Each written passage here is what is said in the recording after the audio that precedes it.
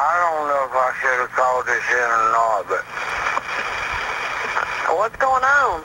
if I'd have my camera, I'd take a picture of it. Took a picture of who? I don't know what it was. He's walking upright like a man. I would not kill it because I was afraid to. But he went back up the mountain. Cleveland County 911. Hello. Can I help you? Yes. This is Tim Fiedler.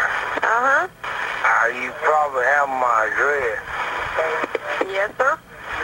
What's going on now? I shined a light on this thing, but I would not shoot it. Okay, what did it look like? It looked like a giant ape with a man's face. But I was afraid to kill it. And it made a whistling sound. He was about 9-10 foot tall with real long arms. I go out there, he gets gone. Now I come back in the house, and he gets back there again, and my dogs is just raising heck.